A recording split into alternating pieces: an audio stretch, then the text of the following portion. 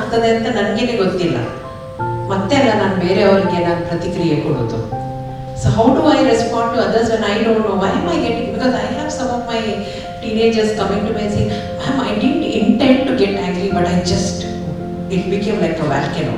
So if you are a girl child, or if you are having a girl child, train yourself and train them to be so strong that whatever oppression or whatever difficulties that they have to face in life. Best thing is give them comics and let them read, use it with them and read when they are small. And I think at least as a teenager I was responsible, so I would like to tell that it is a myth. India, I think if you're a teenage girl acting out, the solution is marriage. But then if it's a Good evening. I welcome you all for the celebration of National Girl Child Day 2024, which is hosted by the Indian Medical Association Mangalore branch and IMA Women Doctors Wing. I now request all the dignitaries to please take the seat on the dais. IMA Secretary Dr. Avin Alva, IMA WDW President Dr. Prabha Adhikari, IMA President-elect Dr. Jessie Maria D'Souza, IMA WDW, that is IMA Women Doctors Wing Secretary Dr. Shweta Kamath, IMA WDW Treasurer Dr. Sahana Ma'am, Rotary Inner Wheel Club President Mrs. Geeta B. Rai, and the panelists for today's discussion Dr. Ramila Shekhar and Dr. Supriya Hegde Ma'am.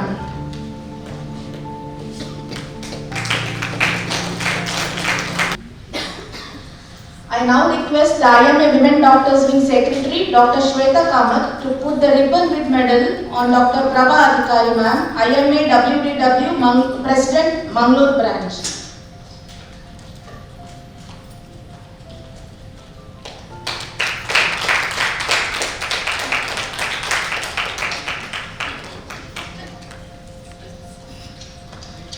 Now I request Dr. Jessie Maria D'Souza to read the IMA prayer. I request the audience to rise for the prayer.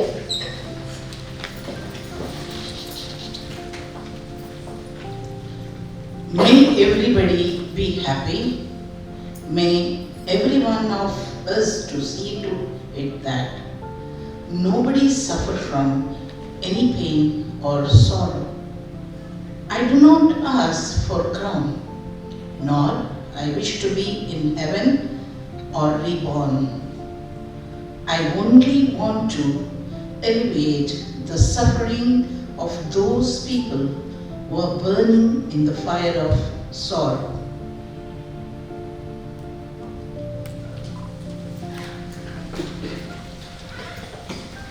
Thank you, ma'am. I now request Dr. Prabha Adhikari, IMA Women Doctors Wing President for 2024, to deliver the welcome address. On behalf of IMA Mangalore and Women Doctors Wing of IMA Mangalore, I heartily welcome everybody for this particular function. So first of all, I welcome the panelists who readily agreed to come today to lead us in the panel discussion on teenage or teenage. That is Dr. Ramila Shekhar, who's immediately agreed for the same. She's basically has vast experience in counseling teenagers of the city of Mangalore, and she has done yeoman service in this regard. So we are very happy, ma'am, that you readily agreed and you are here with us. I happily welcome Dr. Supriya, who is our own Women Doctor Wing product, I could say. But I have known her since KMC days, and she has been she's a professor and HOD of psychiatry in Father Mother's Medical College, and she too readily agreed to be a part of this. And thirdly, when I approached Inner Wheel Club of Rotary Mangalore, I just sent some message, I got some number, and Mrs. Geeta Rai readily said we are there. Otherwise we would not have audience for the program today. they have come in a group, and I'm very, very grateful for your gesture of agreeing to sponsor prizes for the competitions as well as participate actively in the program. I also welcome the children who made the program. You can witness the paintings that they have made. We just had a very short time and we just said paint, and they have painted, and also they have participated in the essay competition, and they have come, the children who are winning prizes have come with the parents. ಎಲ್ಲ ಮಕ್ಕಳಿಗೂ ಹಾಗೂ ಹೆತ್ತವರಿಗೂ ಈ ಕಾಂಪಿಟಿಷನಲ್ಲಿ ಭಾಗವಹಿಸಿದ್ದಕ್ಕೂ ನಾನು ಧನ್ಯವಾದ ಹೇಳ್ತೀನಿ. ನಿಮಗೆಲ್ಲ ಹಾರ್ದಿಕ ಸ್ವಾಗತವನ್ನು ಬಯಸ್ತೀನಿ. So National Girl Child Day, it is always celebrated in India every year on January 24th.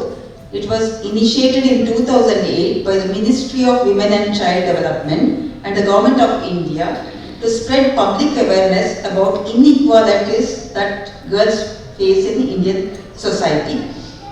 So today we are focusing on the problems of teenage girls in India. And we also held a competition in painting as well as essay competition on the theme. The day is celebrated with organized programs including awareness campaigns about save the girl child, child sex ratios, and the creation of a healthy environment for girls. So I'm very glad that all of you have responded to our invitation, and I feel the panel discussion is going to be very interesting, so I will not waste much of your time. I welcome each and every one of you who are here.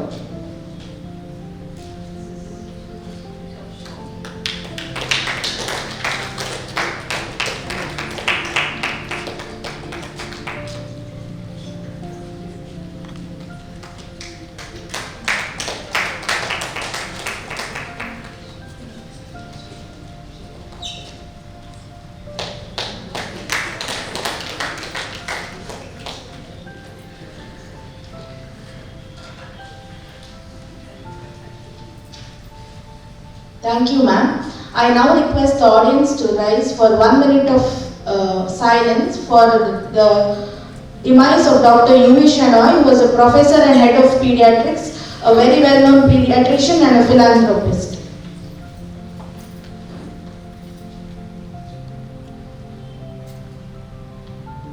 Now we have come to the main event, that is the panel discussion on the topic teenage or teenage. I now request the IMA WDW Secretary, Dr. Shweta Kamath, to introduce and welcome the speakers of the panel discussion.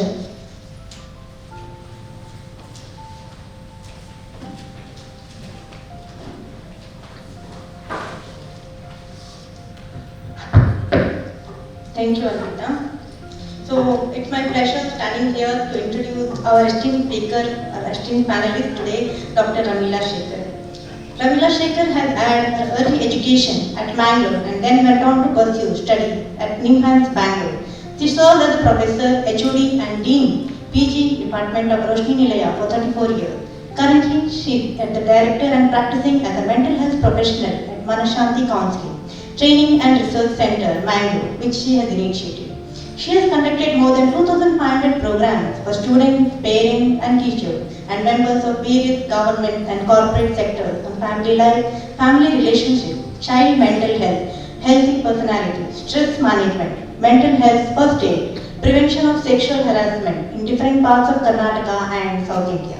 She was conferred the Best Educationist Award by the Global Society for Health and Educational Growth, New Delhi, in the year 2015.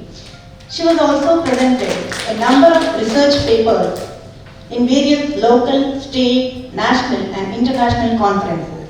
She has contributed many articles and research papers in various journals and was involved in research with University of Cornell, USA, with Flinders University, Australia, and she was also the co-investigator for a study titled Living with Chronic Illness with University of Melbourne, Australia, York University, UK and Rajgiri College of Social Sciences, Kerala. Recently, she completed another research on internet addiction with Flinders University, Australia. the research-based article titled Efficacy of Strength-Based Practice in Engaging with Children with Behavior Problems. A case study from India is published in a book by the Triangles Hall Publishing Group and released at the International Conference in Melbourne in 2016. Is that present initiated a research project titled Effectiveness of Peer-Led Suicide Prevention Program for Graduate Students of Educational Institutions, along with NIMHANS Bangalore, Father Muller Medical College, Mangalore, and Suicide Lifeline, Mangalore. She was appointed as the editor for the National Journal for Professional Schoolwork 2018 till 2020. She has also been invited to give lectures to students of Volda University, Norway, and University of Leuven, Belgium. She has authored books on child mental health, women and mental health, and second manual for teachers and parents on child mental health. The Kannada translation of the same and the second edition of the English has been published this year. She is also a member of many local, national, and international organizations. She was appointed second time as the Juvenile Justice Board member for DK and was also appointed for 2 consecutive terms as a member of the Mental Health Authority of Karnataka. She was a member of the Prevention of Sexual Harassment of Office of Mangalore City Commissionerate and Dakshin Kannada Police. At present is a member of Prevention of Sexual Harassment Committee of KMC Hospital, Mangalore, Karnataka Bank Head Office, Mangalore, and Tether Software Company. He is also appointed as a member of Ad hoc Body of Sensitization, Prevention and Redressal of Sexual Harassment Committee, Mangalore University, and a member of the Internal Complaints Committee to the NITK, and also the Department of Post-Mangalore Division. For 4 years was also empaneled as Psychological Counselor to NITK Surathkal till 2022 April. She has completed training programs for school teachers through the DMHP and for college teachers through the UGC. They have been giving radio and TV programs on issues related to women, child health, mental health, and was on a live program on child mental health on NTV in the Middle East. She has been conducting orientation programs for the first year engineering students of various colleges, was also on All India Radio program for children and women, and on COVID and its impact on children and youth since March 2020. She has conducted a number of webinars for professional social workers, psychologists through the APSP on psychological social intervention during COVID-19 pandemic, for members of the social service club, for college faculty, and for youth and for different groups in Mangalore, other places in Karnataka, and also to the professionals in other parts of India. Since March 2020, she has been providing online psychosocial interventions for individuals through APSWP and also has provided space in teleconsultation for students in distress during these challenging times. She has completed 2 programs on building resilience in the community during COVID-19 as a panelist in a program of GRIT University of Colorado in 2020. She is appointed as a consultant to the capacity building for USAID or post-COVID project of Karnataka Health Promotion Trust. Special areas of interest are working with children, adolescents, women and family related areas, and conducting preventive and promotive programs for children, adolescents and families, and striving towards a better and progressive society. We welcome you, ma'am. It's also my pleasure to introduce Dr. Supriya Hegde Arul. She has done MBBS and MD. She is currently Professor and HOD Department of Psychiatry, Father Muller Medical College, and Consultant Psychiatrist at Arogya Clinic, Palniru. She has completed her MBBS from KMC Manipal in 2001. She has completed her MD Psychiatry KMC Manipal in 2005. She is the gold medalist Manipal University 2005. She has won the D.S. Raju Award for the Best Paper Presentation in October 2003. She is the Good Teacher Award at KMC Mangalore in 2012. Also won S.S. Jairam Award in 2012. Lady Lions Award, Women in Action Health for year 2021. She is married to Dr. Raghavendra Rao, Arur ENT surgeon, the mother of Ms. Shreya, studying in 12th standard. She has also presented papers in regional, national and international conferences. She has delivered numerous invited lectures in schools, colleges and corporates. Her areas of interest include child, adolescent and women's mental health and stress management. We welcome you, ma'am. Now I would like the dignitaries to be at the dais, only the panelists to be on the stage. Today is the National Girl Child Day celebration, so we'll start a panel discussion on teenage or teenage. So most of the time we see that it is more of teenage than teenage. So before we start a panel discussion, I would like to ask a few myths which I have found on the internet. So you can tell me, is it the fact. So whichever. Sorry.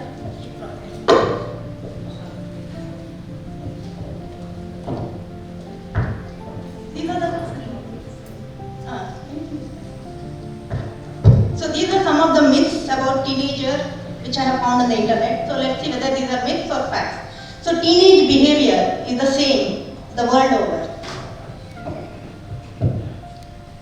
I want one of the youngsters to answer, please. So I can see very pretty youngsters sitting here. Can we circulate the mic?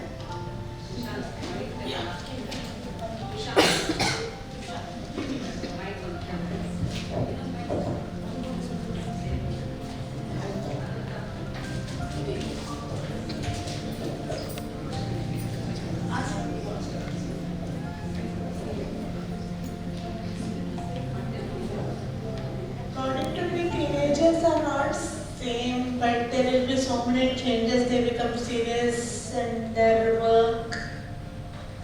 So world over, it is not the same.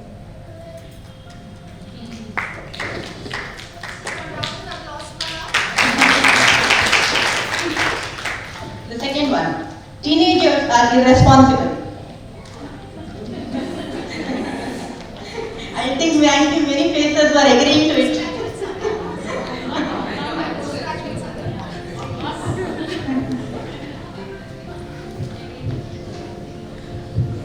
I think at least as a teenager I was responsible, so I would like to tell that it is a myth.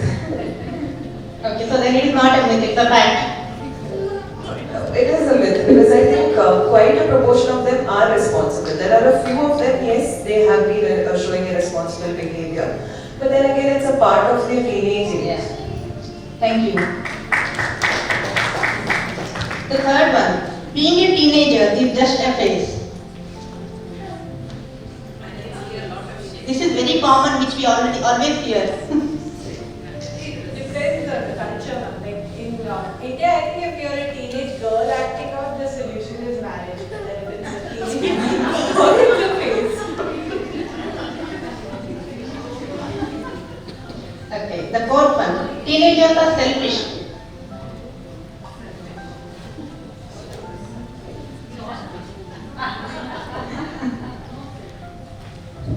I don't think teenagers are selfish, but I think the way they put across things to what they want and what they expect from their parents, it's bi-directional, the relationship between the parent and the child. So that's what the clash comes there. Teenagers are clearly defined group. It's like they always stay together in their own age group. That's what it means. They hardly interact with other people who are younger to them or older to them, or they have a different mentality, set of mentality. I feel because they have their own similar kind of thought, they tend to share with their own age groups. And because they feel that only they will understand, so that is how they tend to stay in the same group.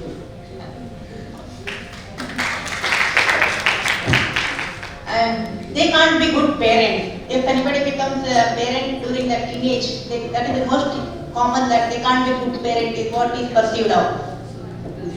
So, no, it's just a myth. You can always support your evidence.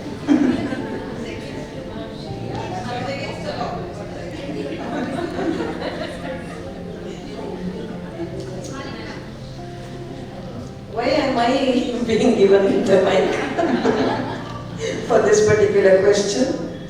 May I ask that? Who suggested my name for this? Oh, any particular reason for that? Is it because I've taught teenagers for decades together?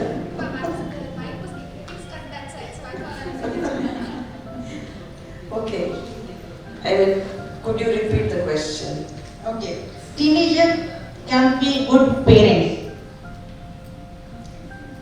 You see, if you look at the question from the physiological point of view, perhaps they are not of, first of all, marriageable age, so they are not supposed to get children at that point of time. Yeah. Now, if you look at the emotional point of view, I do not really know, because any one of us is capable of love. So whether you are a teenager or an adult, the love that a person would show will lead you to a responsible action. When your behavior is molded by love, you will be responsible. So I don't really know whether it's a myth or a fact, but I would advise teenagers not to become parents at that age. Thank you. They don't read books. This has come in association with like they're highly more into internet gaming and social media addiction.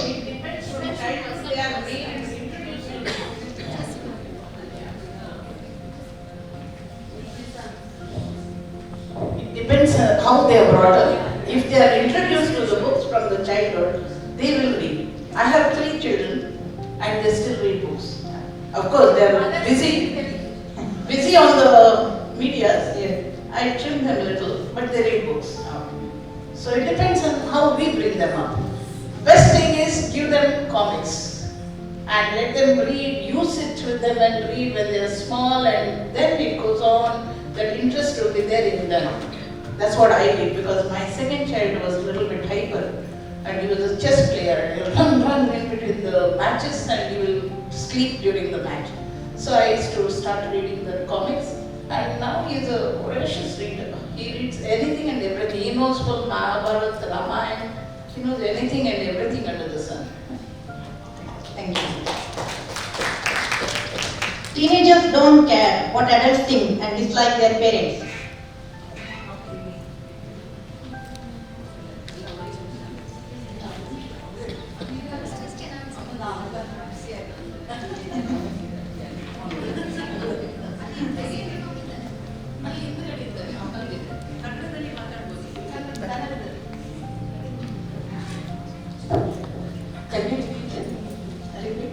Teenagers don't care what adults think and dislike their parents.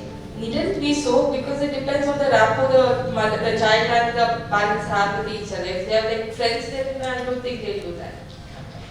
But one thing I have noticed, there are finished that teenage, that gap. Once they settle down, they do open their eyes and see what the parent are doing, what Dada is doing, what Mama is doing, and their attitude is totally different. They change. That teenage time we have to have 200 or 1000% patience. Whatever they say, you should become like a stone. That's what I learned. And they do change. They change dramatically. And they are the best children you can ever have in the world. They are mostly driven by emotions.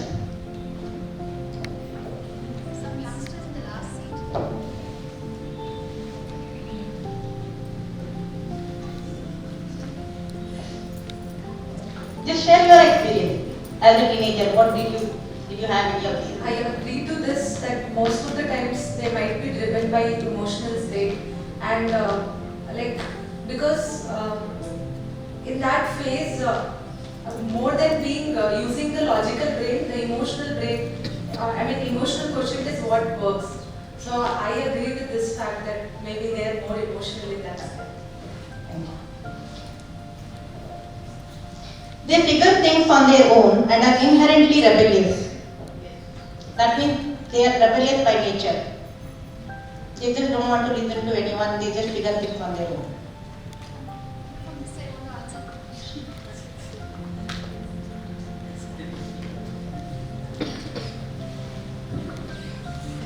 They might figure things out on their own, but are they inherently rebellious? I think it depends from child to child. Because I was not a rebellious child. Shall I add on to this? Yeah, sure. Okay, it's the stage where there will be changes of hormones and this one. So it's the same for menopause and menarche. Yeah. So whenever there is a change of hormone, definitely there will be change. So, and they are building up their personality actually. So it looks like they are rebellious. In fact, they are growing. In fact, they are growing to put up their own opinion and all those things. It's not actually, not inherent. Yeah. It's a phase. Yeah. They want independence.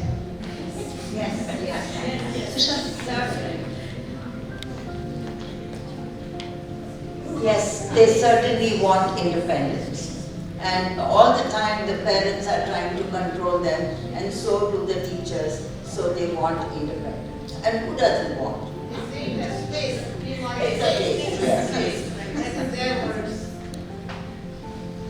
They don't respect boundaries. They don't respect boundaries. Youngsters want to answer?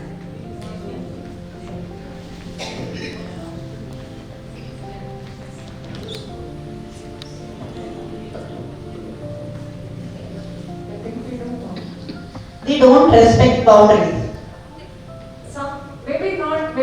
Maybe not when they're driven by emotions, but for most part, they will respect boundaries.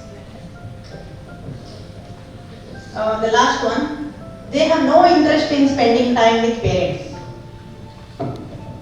I think they do want to spend time with their parents, but just the way they want to spend time with their parents is very different from what the parents want to do with their kids. Can you please elaborate?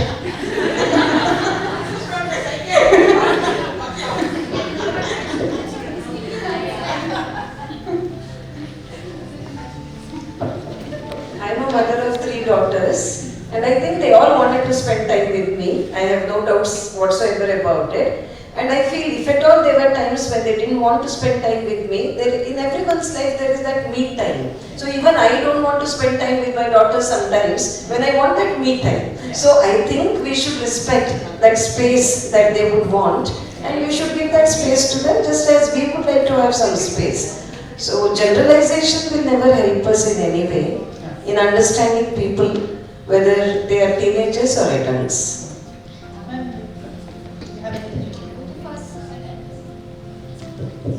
So both of us will summarize what the audience said, and then what we realized is when we are asking the ones who have just crossed teenage recently, their perspectives were slightly different from the way on this side, who are on the other side of 40 who have children who are teenagers and beyond. So the summarization of what the audience said was that a lot of myths which were, everybody vetoed it out, and there are a lot of things which people said, especially regarding teenage pregnancy and taking up parenthood during teenage, but everybody said that, unanimously that maybe that's not the right age. But here, what I have noticed in the way the discussion went is how perspectives are different, and one person will not be the same at all times, and with different people, a different person may come out altogether. A teenager will be a different person in front of his peers, and maybe a totally different person when it comes to a dominating parent. Similarly, each of them will have good days and bad days, and instead of branding them as arrogant or irresponsible or defiant, probably these are just behaviors which, if we can typify, then it is much easier to understand and modify them as well. Over to ma'am. Yeah, thank you. It was nice to listen to the opinions of everybody. As Dr. Supriya said, just to put all this together, one is, I think we need to understand that there's a lot of physical and psychological changes that are going on. That is the first thing that we have to, and that changes bring about a lot of confusion. Nangene ಏನು ಆಗ್ತದೆ ಅಂತ ನನಗೇನೆ ಗೊತ್ತಿಲ್ಲ. ಮತ್ತೆ ಅಲ್ಲ ನಾನು ಬೇರೆಯವರಿಗೆ ನಾನು ಪ್ರತಿಕ್ರಿಯೆ ಕೊಡೋದು. So how do I respond to others when I don't know? Why am I getting, because I have some of my teenagers coming to me and saying, ma'am, I didn't intend to get angry, but it became like a volcano. So that confusion is there, one. The second thing I want to say is, see, that rebelliousness is not mere rebelliousness. It's a way of showing that they are not being understood sometimes. Simple thing like, especially when it comes to a girl. This is something that I've had a lot of discussion in my clinic. The girls come and ask me very often, why is it that I have to come before 6:30? That fellow, who is that fellow, that small little brother of theirs? That's all. That fellow can come and he can play till 11, 7 in the night, but why is it that I have to come? The thing is, I think somebody spoke about the rapport and the relationship and all. It's how do you communicate? Well, many a times what we also do is, we just tell them and we leave it at that. It's not only for the female, but it's for generally. You have to come back. You have to come back and then come back. That's all. Don't ask questions. So then that whole thing is there. Then with regard, one of the points that I want to, which I think Madam Phyllis also replied saying they want independence, they can be independent. See, again, the changes bring about a lot of confusion in them. There is something called as dependency versus independency. They want to be independent, but at the same time, sometimes they don't know how to be independent. Simple example I'll give you. When you tell them to study, I can see a few teenagers, when you tell them to study, what's a typical answer? I know, you don't have to tell me. As if I don't know to study. So that's an answer. So what we do, even I've done that as a parent to my children sometimes. What do? We sit there waiting, in Kalityalla, Nordene, in marks barli. And I'll be waiting there. She also knows that I'm waiting. So then she is quite confused, she's also scared, she's anxious and all. And instead of that, if we could help them to be independent. Okay, you're saying that you can study, good. Then can we sit down and form a timetable? Now that, what happens is, there is, I think, what Dr. Shweta said is so much, there are a lot of ideas that both as parent and as a teenager have in their mind. Because we also have heard teenager andre, because when the child comes to 7th standard, I've heard parents talking in schools when I have been a mother and also when I've gone as a resource person. Eಷ್ಟನೇ class 7th ಅಯ್ಯೋ ಇನ್ನು ಸ್ವಲ್ಪ ಜಾಗ್ರತೆ ಇರಬೇಕು. So we become one mini CIDs watching ಯಾವಾಗ ಜಾಗ್ರತೆ ಇರಬೇಕು. But it's not only we who are hearing. In that growth talk, there also, what, that mothers do, they don't understand it all, So their talk is like that. Now that is where the confrontation actually happens. We have our ideas, they have our idea. And it confronts. And that's where that dependency, rebelliousness, that confusion, and whatever said and done. See, imagine, there are stages. That smaller stage, you are important as a parent. I always say, I think KG teachers and childhood parents, children's parents who are in the childhood are the luckiest because they'll keep us there. Teacher is also there. High school ke baruvaga, they'll come down. Okay? Because why? It's typical, they want their peers. They want their friends. The friends come up. College though, forget it. They don't even bother. So, that is a natural process that happens, that they want friends. But what we want them to be with us. We want them to, keep telling us. So that is where the whole issue of conflicts actually arises. Thank you, ma'am. So now we'll begin the panel discussion.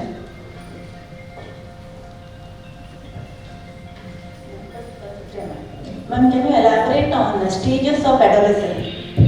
So I heard about early, middle and late stages. So what exactly is it? Nowadays, actually, a lot of precocious puberty is also there. Earlier, what started at, like how you say 12 and 13 is starting much earlier, like tweens now. So the early adolescence is usually sometimes, the children maturing at as early as 9 years. So it's around the first 2-3 years from 10 to 13 when they are just entering into adolescence. That is the early adolescence. In this period, typically the child is just growing up, just learning to be independent. Certain concepts are formed at this stage in which they understand the, what is, if there is a grief, like if somebody passes away, probably at this stage they start understanding that that person will not come back. Then comes a stage in which they go into middle adolescence, which is usually the time of teens when the academic pressure builds up. Most of them have, especially when it comes to the girl child, have a tail menarche. And like Ma'am was saying, there are a lot of hormonal changes that are at their peak. There's one concept that I wanted to discuss here because this is a medical forum. The brain is constantly developing. So there are certain motivating centers in certain areas like the frontostriatal circuit, which is involved in motivation and the reward circuitry. So the adolescence is driven by wanting to try new things which make them happy. For example, they want to experiment with maybe even drugs and say smoking. But the prefrontal circuit, which is responsible for telling them what is right and wrong, is not yet developed. So what happens is, though they are driven by this thing that they want to derive pleasure, but the part of the brain which needs to be developed for them to put a brake on those things is yet not developed. So there's a lot of synaptic pruning that is happening in the circuitry, and probably I feel this puts them at a disadvantage, because here they are, when they are getting rewarded for the pleasurable things, but they're not able to understand or immediately cut off the activities which can get them into trouble. So this is one of the biological substrates of adolescence, which around middle adolescence it happens, synaptic pruning and myelination of neurons and things like that. So this is one of the biological reasons. As a doctor, I thought I should tell you that. Then obviously when they come into late adolescence, they are more mature at that point. This is towards the end of teens, almost into early adulthood, where most of their traits are like an adult. But in terms of how the brain is developing and how their physical growth is, they're still having things that are changing. So these 3 stages, but they're arbitrary, they merge into each other, and it may vary from person to person. Ma'am, what are the changes seen in adolescent child, difference between a male and a female, like boys and girls? Yeah, I just told you that one of the changes is the physical changes that is there. Okay, now basically the other psychological changes that are there, I'm not seeing so much of a difference between a male and a child, but I do see the changes that I'm seeing are related more to sociocultural factors. Rather than physical factors, it's more apart from the physical growth and the sexual organs, but I'm looking at the sociocultural aspect, because the child is growing in the society. And the society looks at them in a different manner. I just told you, like as parents also, when a child is growing, there's a lot of advice given to the young mother saying, oh, your daughter is growing up, be careful, take care of her. So she becomes very, very, careful to such an extent that I think what was spoken about the space is curved. You tend to look at everything what the child is doing. You actually, like for example, if I have to give you the words, what my children, when I say it is the children who come to the clinic, when I say that, my children say, for everything, why they want to do like a peeping Tom? That is something that they are, why she wants to do, everything she wants to know. ಎಲ್ಲ ಬರಲೇಬೇಕು, ನಾನು ಎಂತ ಮಾಡ್ತೇನೆ ಅಂತ ನೋಡ್ಬೇಕು, ಎಷ್ಟು extent ಅಂತ ಹೇಳಿದೆ, ನಾನು when I go to the washroom, she'll be searching my bag. Why does she want that? So now this is because the parents are, so I think the changes that I'm seeing is now, especially one of the changes that I'm seeing, which is really, coming to a lot of, getting a lot of attention from us, especially I think all of us mental health professionals, is the amount the girls give importance to their physical appearance. Because they have this so-called ideal figure. It should be like this, and especially that thinness, that pencil thinness that is there, which is basically, I always keep telling this when I speak to the young girls, I say, this is not our body structure or constitution. We don't belong to that thin, tall, pencil-like figure. We are short and stout and we are quite happy about it. But the children are not happy because what do they see? They see that particular role model whom they have kept, who is like that. When I am not like that, that brings about a lot of, emotions in me. So that's there in the male also, I'm not saying, but I'm seeing a lot in the female, which to an extent it has given rise to isolation. I don't want to go out, I'm not good at all, very low self-esteem, that I'm not like others, and also I'm sure Dr. Supriya will agree, a lot of anxiety and depression because of this particular factor that is there.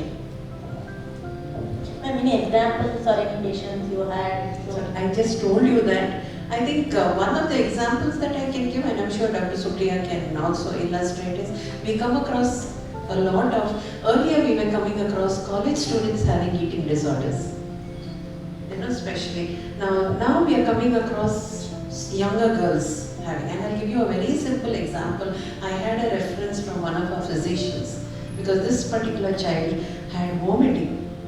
She would eat and then she would vomit, and nothing was sustained in her, stomach.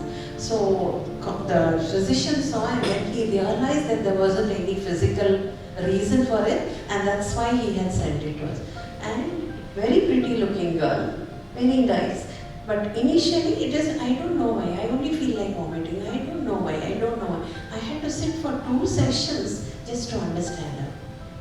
And it was then that once, this is in the 7th standard I'm talking about, 7th and 8th standard, one of her classmates, which is a co-ed school, commented, hey, you're rounding up.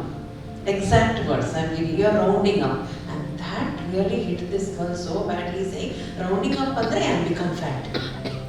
And so what she did, see it's a small child, I mean forget about children, even we, when you see some nice food, you can't resist. So she eats.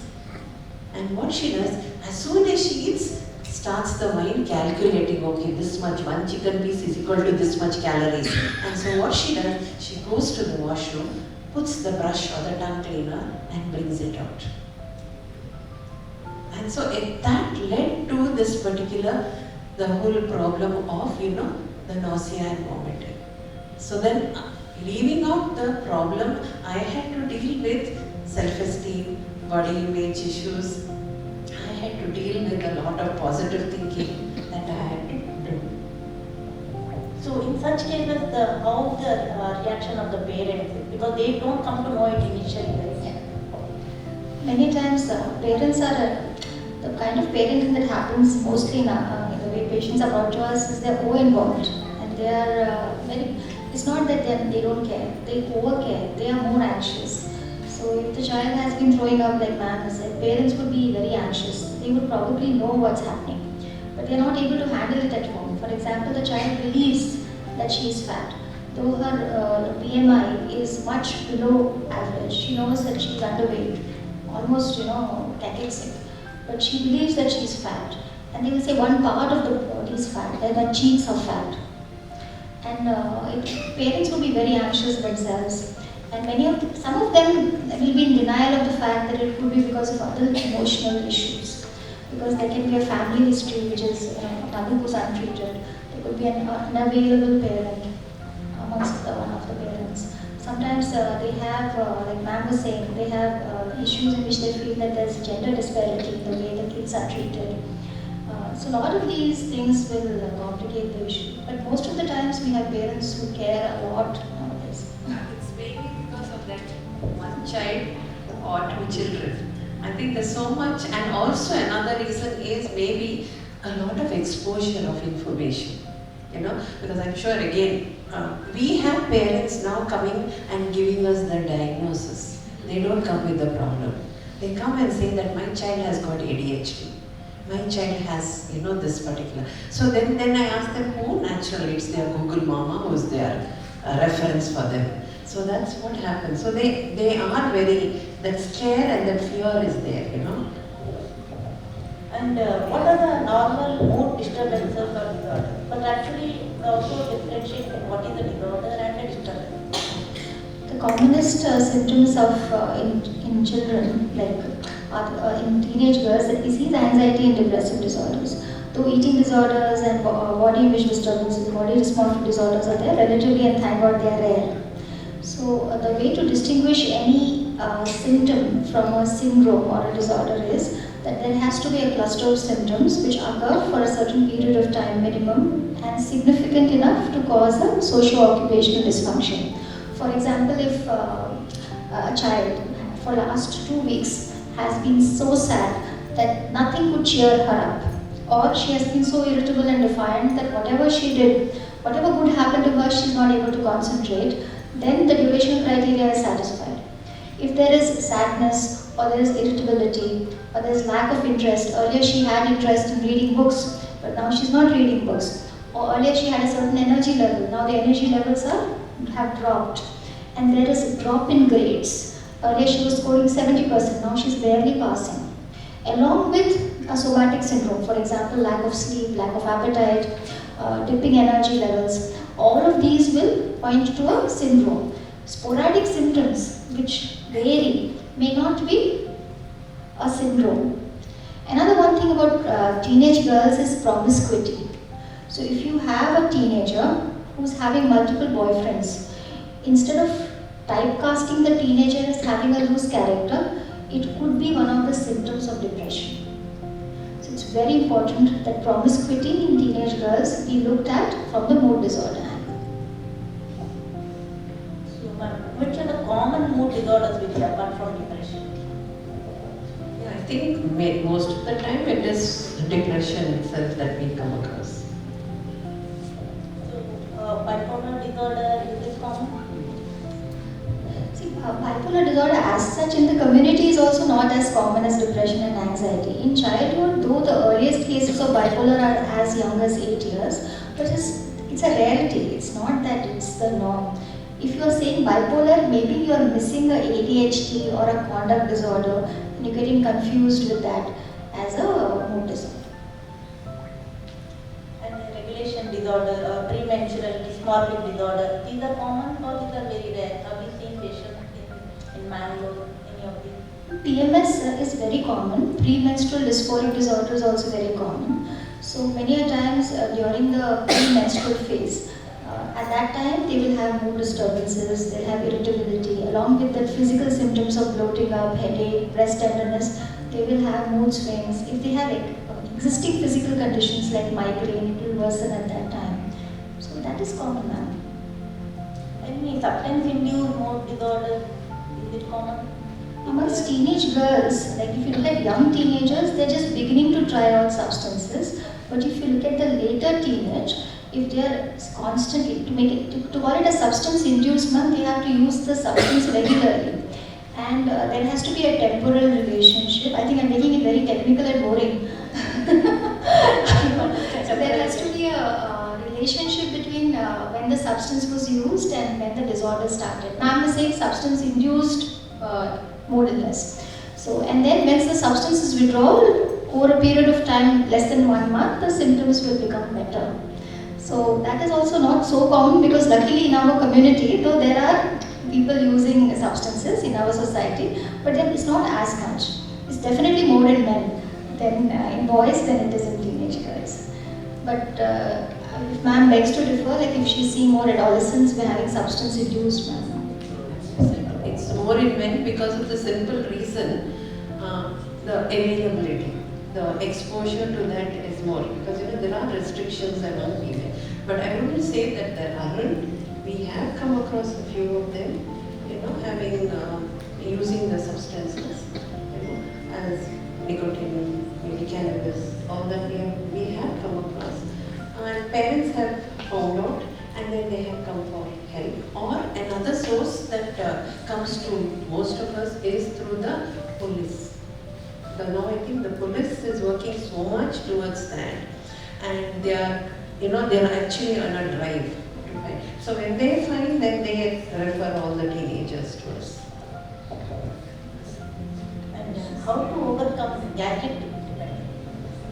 Okay, now I think yes, that is something that is very, very common now. And this are thanks to 2020 COVID. I think because that usage of phones for the notes and for the class purpose has increased. And what has happened is all the parents became so conscious of the fact that if the child has to study, he has to have an Android phone. Because that was the instruction that was given by the schools and the colleges. And at least 40%, as far as I am going, I know from the studies, because I did that internet addiction study, 40% of the parents did not know how to handle the devices or the gadgets. Which I think even here, if you know, many of us are quite ignorant. You give me a new phone, I will take 3 days to know which button I should press. But you give that 10-year-old fellow who is sitting, actually that has happened so many times. Yes, even a 10-year or even a 5-year-old fellow, because people, young boys and girls who sit in front of me and then give me your phone, I'll get it for you. This is the way they talk.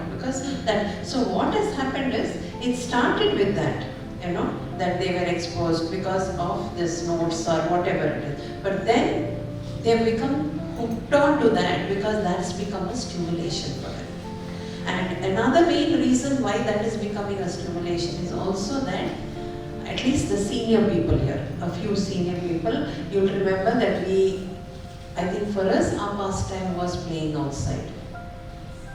The hide and seek, and if there were men, that the cricket, the gully cricket and all that. Now, it is cricket in the mobile. So that's why that has become so that's why, see, there's so much of thing that outside the relationship has worked, and they become so used to that they become, and it actually draws them. It actually draws them. So even this gaming, now we do come across a lot of gaming, children who game, and they become so much, into it that I've had a high school boy who has taken money from the mother's purse, who has even sold her gold chain for the game. So it's only what happens when the chain is gone from our house, whom do we blame? Our helper. Or they ತೆಗೆದಿರಬಹುದು. So that's what, and she was taken by the police because the complaint was given, and then when it was found that she did, and somewhere that police were able to find that there was something in the, and questioning showed that it was this boy. And then it went back to the school, and from school the referral has come. And he says, I can't because I've been asked, and there is also a lot of threat. And so I think you have asked about preventing and treating. I actually do a lot of, I give a lot of emphasis to prevention.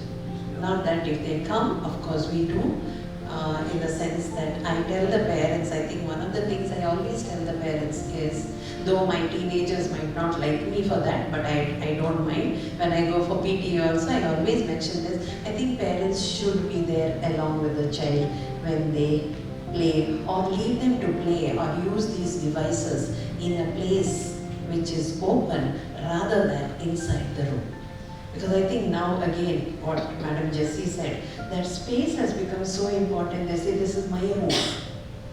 And I have my children coming and saying, tell that lady not to come into my room. And who is that lady? Yeah, who is that lady? It's my mother. But it's that way, because it's, even we have done that. I don't think at least I remember my childhood, if there is a guest who comes, automatically nobody told me. I just got my chape and bed pillow and came out to sleep in the drawing room. It was understood. That was the thing. But now, no, I don't like guests because why should I give up my room?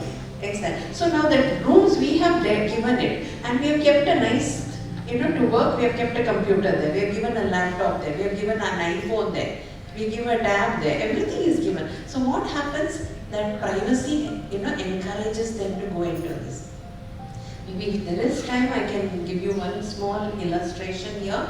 I had this, again, this is a referral from one of the stations itself that I got, that this young child was, brought by the parent because she was scared, and she said that she doesn't want to go out of the house. So the parents suspected that there was something, happening, and they went to this lady police, and from there the complaint and the child was sent to me. And when I started talking to her, she said how she got into a online relationship with this person. This is becoming, so that's why I say, I think monitoring is something that is very important. Be there when the child is using. Talk about it happening. It can happen. You can get into a relationship, but tell me. Let me know. So that sort of that rapport and that relationship is necessary. This child got into it, and after about a few sessions with this boy who claimed to be an engineering student of one of the colleges nearby, okay, he said, your face is so beautiful, I'm sure your body will be very beautiful. And he tempted her to take a photograph of her body and send it to him. And he made all promises saying that, I will never disclose it to anyone. And once this photograph was sent to him, now he's blackmailing her saying that, I'm coming down and standing in your apartment and you have to come out with me. And that caused the fear in this child. So now she stopped going to school, she stopped everything, going everywhere. She just, to the extent that she closes all the curtains of her room and she sits inside, and there's a lot of fear And of course I had to submit this to the cybercrime department, and he was not a college student, he was a 46-year-old man. And this is very common, this is very, very common. So that's why I think what is very important is, prevent this by talking about this. Talk about it in your own homes. That's what I tell the parents. Talk about it in schools. The teachers can talk about it, but unfortunately, our teachers are not equipped with this knowledge. I think they need to talk. They don't need any knowledge. They need to just talk about it and tell the child, this can happen. So, like a simple message I always give the children is, I say, please remember, this is for the boys also, and it's not only the girls who have come to me with this problem. I always tell the children saying that, please remember that one picture of yours, once it goes out of your phone, is no more yours. It becomes everybody's. I think that make, when I tell this, I see the faces of these children when I conduct program, I can see that, because they think it is, he will never let me down.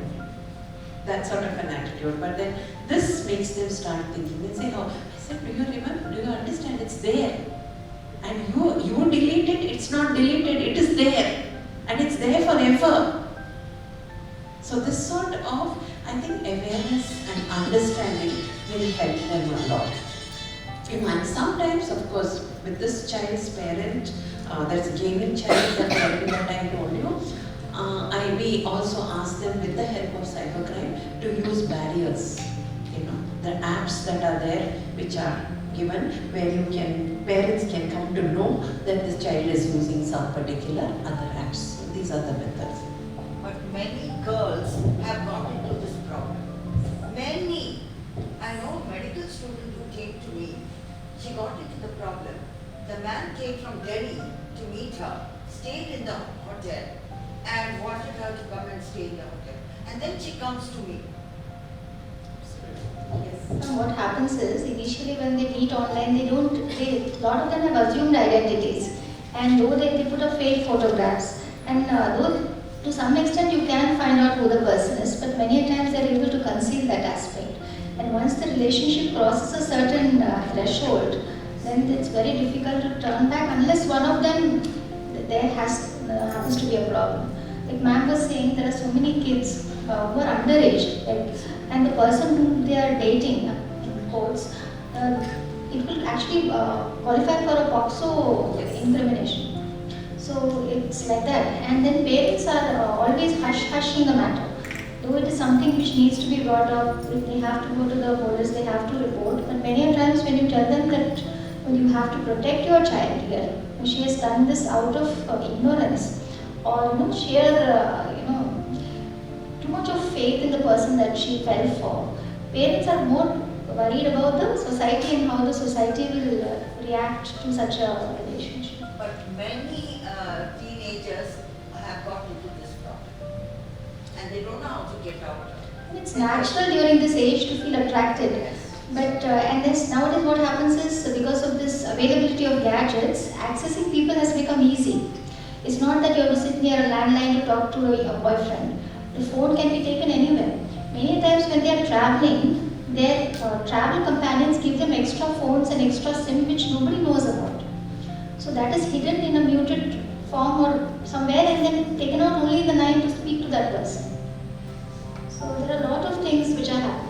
And like ma'am said, blackmailing, people have carried money from their house to give it to their alleged boyfriends because boyfriend wanted to start a business. Yes. And this kind of siphoning happened for months together until one day she saw the boyfriend with some other girl, and then everything shattered. But this is a big problem, major problem. And also another reason is girls, generally the children, the girls, even if it's college girls, the teenagers, they think that online relationship is a safe relationship. Yes. That's a myth. So they think nobody will know about it and we won't know it, but unfortunately they get into it. So that's where I always keep telling when I talk to the children in the schools or colleges, the one sentence that I use is, please remember, however much your parents might scold you, or however much I use their own word, parents are kiri anta. However much your parents are kiri, please remember your parents, especially your mother, is your best friend. Tell her. Then the more, if they tell it at the beginning, something can be done. But another thing is what Dr. Supriya said, because I think I'm especially speaking to the young PG students who are there. In case you come across such a child who is being used by an adult, it is mandatory on your part to report. The parents will beg, they'll fall at your feet, believe me. No, beda maryade hoggtade. But please report, otherwise you can be punished.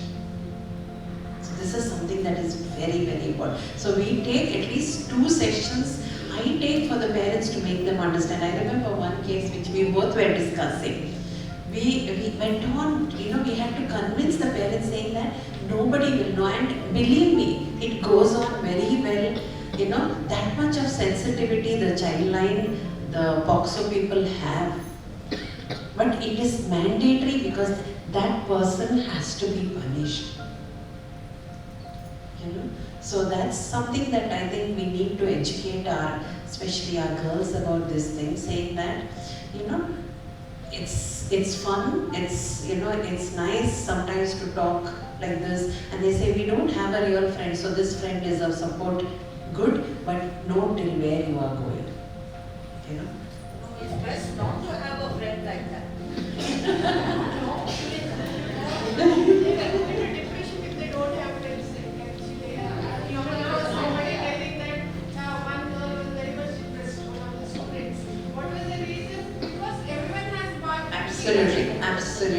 Absolutely. Yeah. Yeah, parents, especially of teenagers, let's understand one thing. As soon as they meet in the classroom, they are not going to talk about you. They are not going to talk about what lovely food you cooked yesterday. They are not going to talk about social studies and science. They are going to talk about who called me yesterday, how many messages I got. This is the talk. So if I don't have, what will I talk? So sometimes we also have people who have imaginative friends. So that's the reality. So I think I believe more in strengthening them. I think that's something that's very important. How to keep teenagers motivated and focused in study, because we see that a lot of Instagram, every teenager is on Instagram. So we see they are more addicted to likes and more views and everything. So then it is very distracting as well. So keeping the studies in mind, that how do you any solution give them? When the children come to me when they have to study, I usually tell them that keep your standards high. So for parents also, no mediocrity. You have to keep the standards high. If the child says that I'm going to fail this exam, you're not going to validate it. Okay, fail the exam. Okay, you're going to try your level best to do as well as you can. And healthy competition is the way to go. So I have my postgraduate sitting here. So if you're in the same batch, compete with each other. Because as teenagers also, girls, we are supposed to compete. Because unless you compete in a healthy fashion, how will you excel? If you are already the best, then try to maintain that position, which is very difficult. So the most important thing about motivation to study is first set a high target, which is slightly above your current achievement. It shouldn't be like way above the current achievement. Then set tangible goals, short term, plan something. You can't do your entire syllabus in 1 month, so you have to start planning from before. Reward yourself. Nobody's going to pat your back these days, so pat your own back. Don't expect the teacher to come and give you a hug when you've done that. So you pat your own back when you win an award, like for example in conferences you present papers and you get awards. Treat yourself, treat your friends. So that way you are motivated to excel further. And nowadays we also see that when they are not able to control emotions, or if they don't use the gadget, or parents restrict them, they say that immediately, suddenly when the parent goes out, he commits suicide. So this is very common, which we have seen in a lot of instances. So what do we do about it? Okay, I think this is when you read my biodata, this is one of the things that I've been doing recently. As I said, with Nimans, with Father Muller's and Suicide Lifeline that is there in Mangalore. We have done a small study as well as a small activity. We have gone and conducted this peer-led suicide prevention program in about 24 colleges, and we have trained about 809 students in 24 colleges. We have not had a huge group, it's a small group, but we have talked to them as to the science and what to do and all that, and we have given them these numbers that they can contact, including the Father Muller's helpline and all the, and when I conducted it somewhere, I've always made use of mental health professionals in that place. Like for example, when I did it in Puttur, I made use of the psychiatrist who's there in Puttur, not from Father Muller's or in Mangalore. And it has helped because one is many a times when a student or their peers talk about suicide, generally we don't know how to react. Either we just shrug it off or you make fun of him. Like for example, if he says, I'm feeling bad, I don't feel, there's a tendency for us, and this has happened, somebody who said that, do you want a rope? So, and then once they have done it, they felt very guilty. So these things have done that there is something called as a suicide prevention kit that is given, that is like how to develop hope, what to do, how to call people and all. So I feel really here, I think the best thing is prevention, and we have seen it has worked because wherever we have gone, the Suicide Lifeline, Dr. Ravina was there from Suicide Lifeline, she has said that the calls have increased, which means the need is there. The need is there. So I think one of them is that. The second thing is also to make them emotionally strong. Most of the time what happens is they don't discuss it with parents. Absolutely. So there is nobody to listen, they just feel like it's the Yeah. And another is, in case when these children are identified and they are brought to a mental health professional, then sometimes we find that they might need more than therapy, and that's where I refer them for psychiatric medication sometimes, because that will help. There is a lot of resistance. Parents will say, beda, we don't want to go. It might be 2023, we might have reached Chandrayana, but I think the stigma for psychiatry is still there. So they say, no, we don't want to go there. But then that's where you have to, build a understanding, help them to understand, give a little bit of psychoeducation, and then we direct. Many a times, the moment that the child is on antidepressants, it has actually helped. Where the child is able to see the whole perspective of it changes. Okay, one is that. Another is, we also have, I think again maybe Dr. Supriya can talk about it, we also have children in this age who are brought to us because of personality disorders, who constantly keep threatening the parents or others about suicide, and lot of suicidal attempts as such, maybe cutting themselves.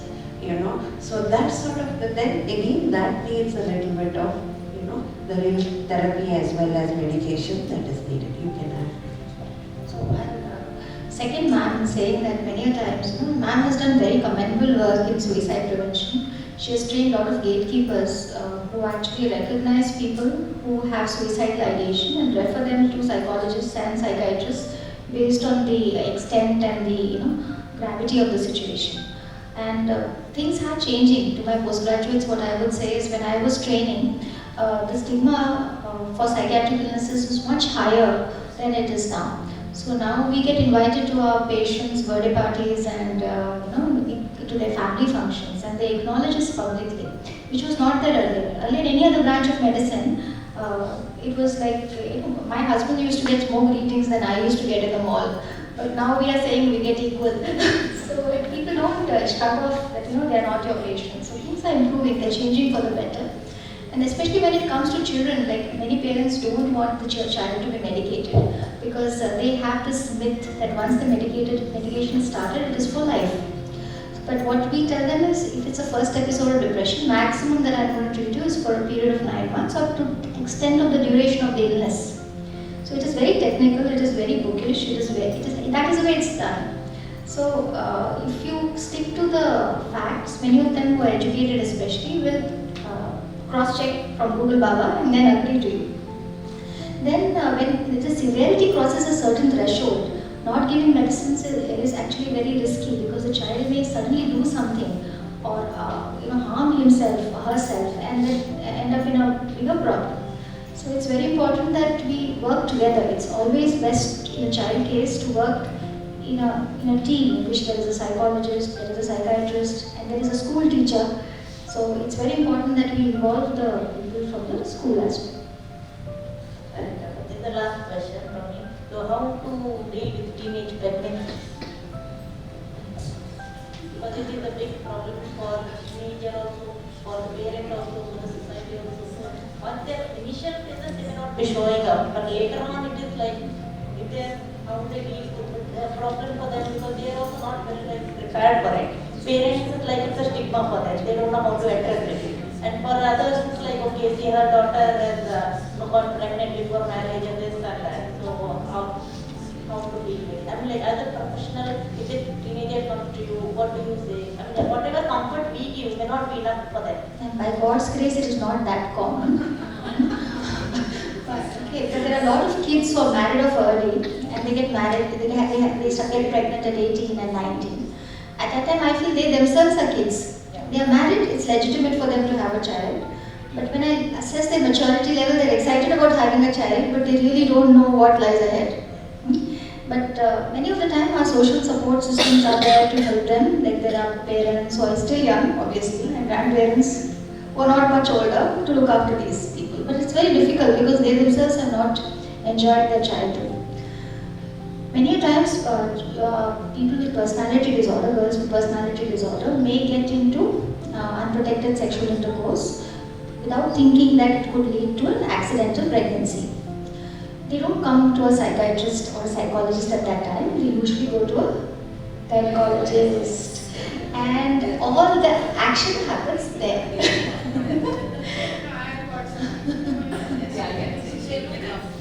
is not very less, it is more common now.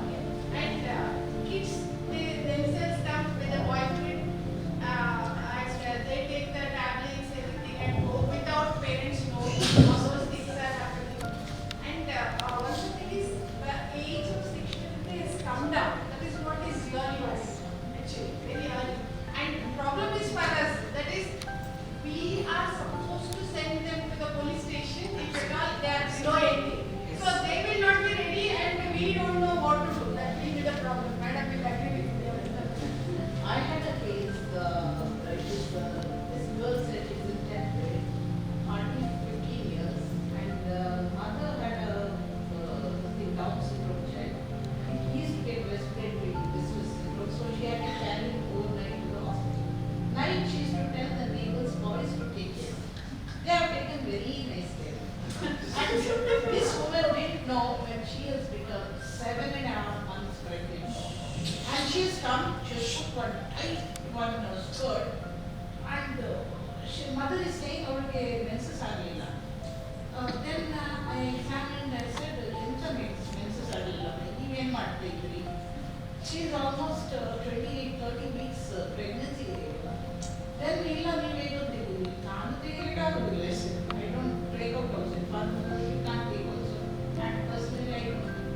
Then I called the scanning, and then I called the fathers. Father said, no, you don't touch it because I had to go this monthly previous. He said, you have to stay with the contract if you put your hand. But then I sent it to Karnataka Hospital, called the gynecologist. They admitted her.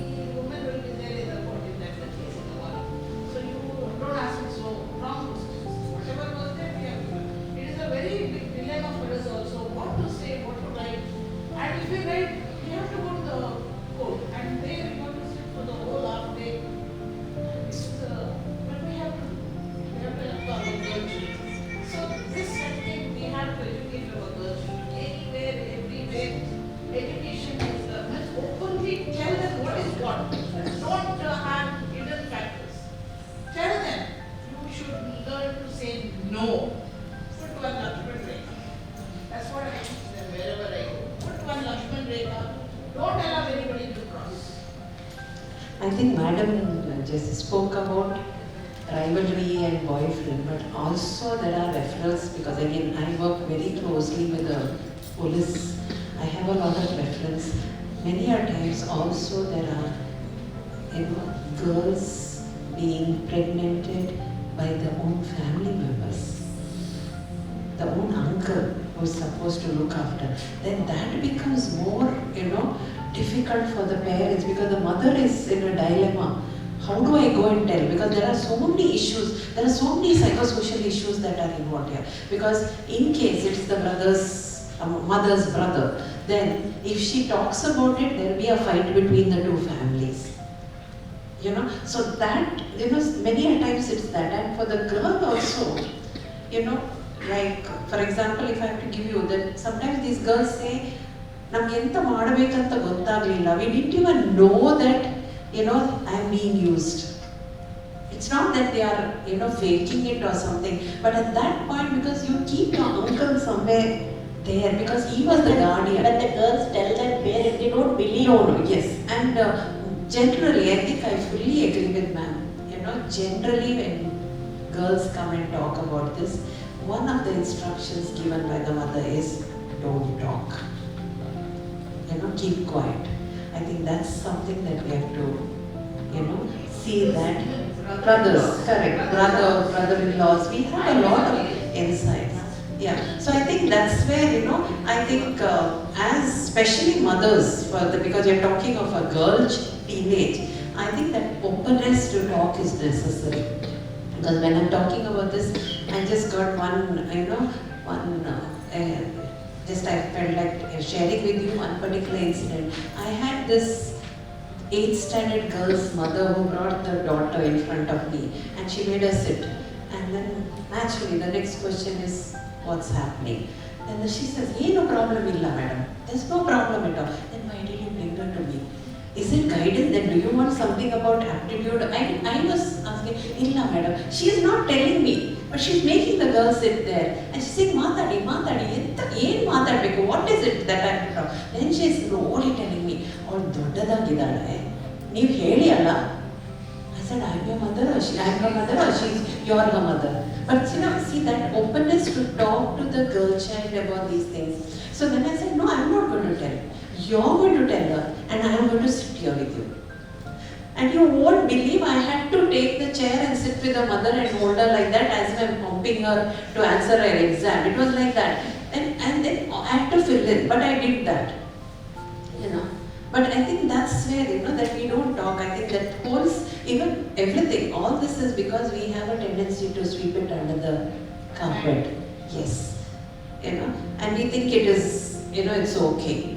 So I think, right, as small as the child is, especially a girl child is, talk about it. Doesn't mean you have to have a mic in your hand and start talking in that home. But maybe when you see something on the TV, like for example, when you see a rape scene or something, most of the time what we do, we become engrossed in some other thing. The father will take the newspaper and read. That's the time we'll remember that he has to read the newspaper. Then I'll remember that I have kept milk in the gas. That's the time. Instead of that, talk about it, no? Talk. Yes. Absolutely, I know. Very quickly, talk about it. Yes, he might ask some questions, he or she might ask some questions. Answer that. Answer at that level. You don't have to talk about, the sexual intercourse or anything like that for a small child, but you can tell them at that particular stage. I think that is something that I always keep telling. I think we need to talk. Especially with the child girl, I think we need to talk. Talk and allow her to talk. Allow her to talk. Yes, allow her to talk. If she also is saying, like for example, if she says, I was standing in the bus stand and that fellow winked at me, please listen to her, I tell the parents.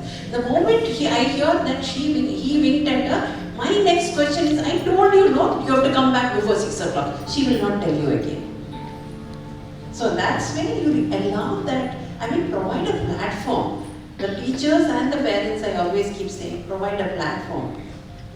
Then I think that dialogue can go on and it can help a lot. Thank you so much, ma'am. Any questions from audience? It's never enough. Children are there. Any questions from audience?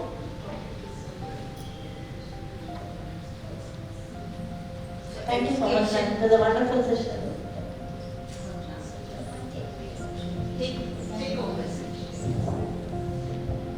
So we spoke about teenage issues, psychological issues in teenage girls. But for all the women who have teenagers at home and all the youngsters who may have teenagers later on, the saplings which are overprotected will never grow into strong trees. So if you are a girl child or if you are having a girl child, train yourself and train them to be so strong that whatever oppression or whatever difficulties that they have to face in life, they should be able to face it with resilience and pride. And that is possible only if we are mindful of how we behave with our female children, whether we are good examples ourselves. So a combination of all of this will help to improve the psychological health of a female teenager. I think I've already given you my take-home message. I think my take-home message is always be open to listen to the children and be able to talk to them. I think if there is that two-way communication, lots of problems can be prevented. Thank you very much.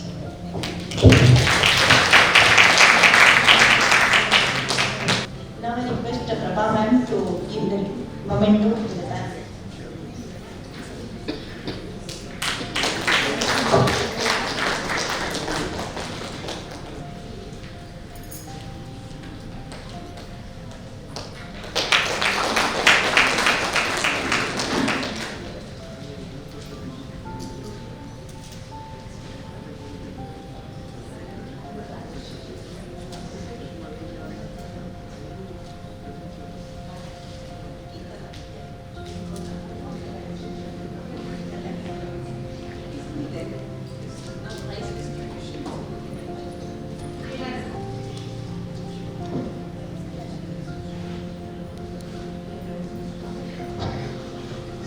On the occasion of National Girl Child Day, we had conducted essay writing and painting competition for high school students, that is to 8th to 10th standard girl students. So here are the results. So first place is won by Purvika.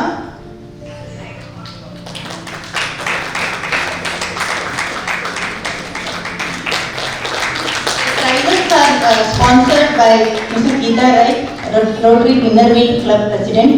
So I would like ma'am to be here. First place is won by Purvika in essay competition.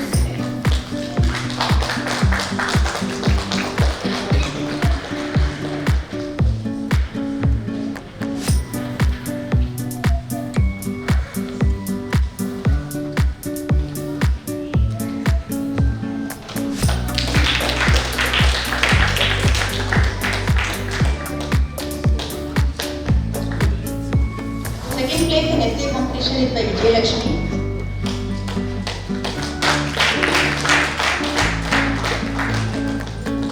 Third place is won by Piyusha.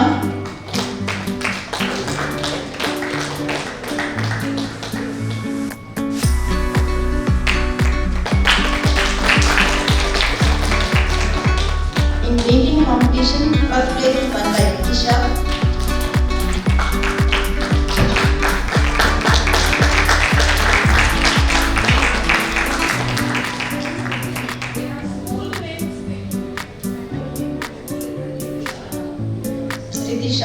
Ritisha.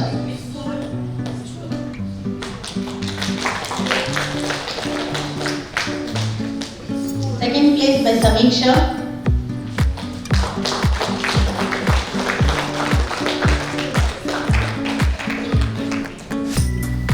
Third place Ankita.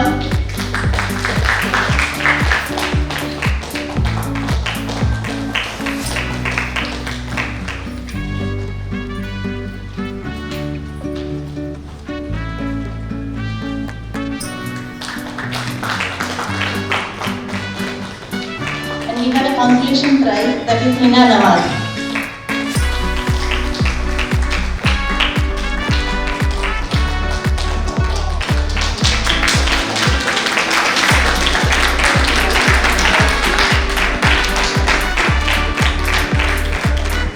We also had a painting competition for the kids of doctor, IMA doctor.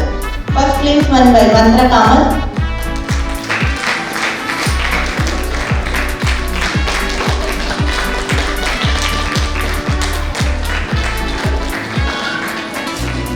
Actually, she is my daughter, one of the triplets.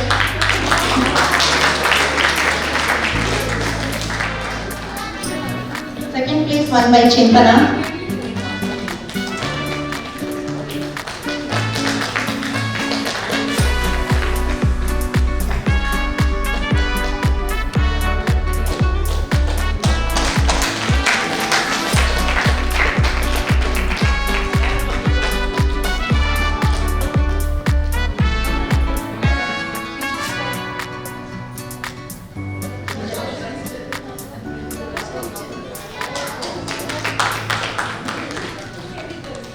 Third place won by Veda Kamal.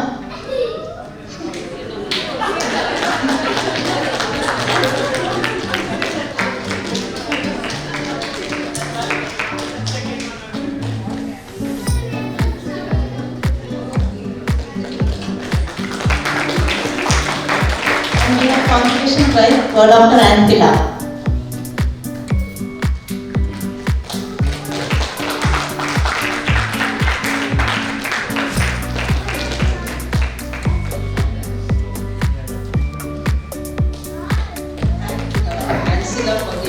All the children from government schools to participate in it.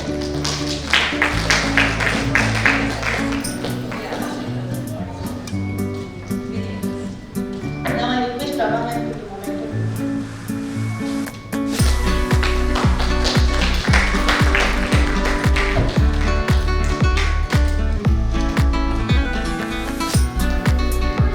Thank you so much.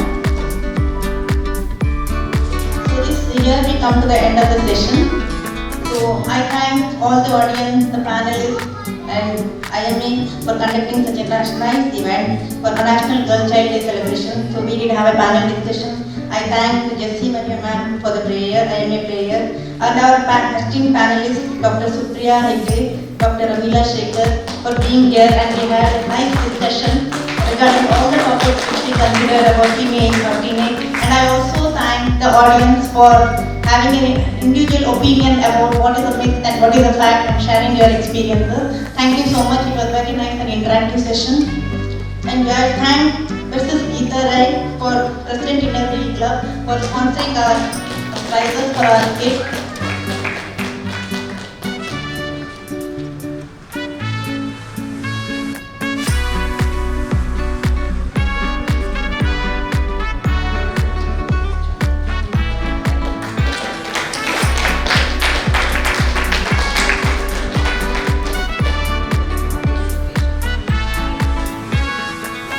I request all the prize winners to please come up on the dais for a photograph.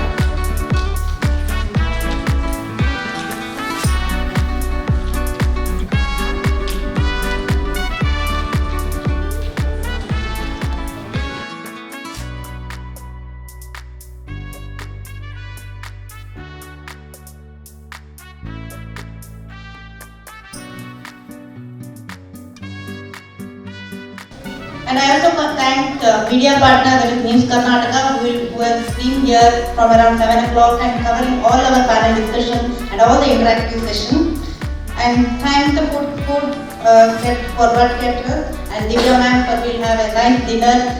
So thank you everyone. And last but not the least, I thank Sushant for being here and coordinating the whole event. Thank you so much.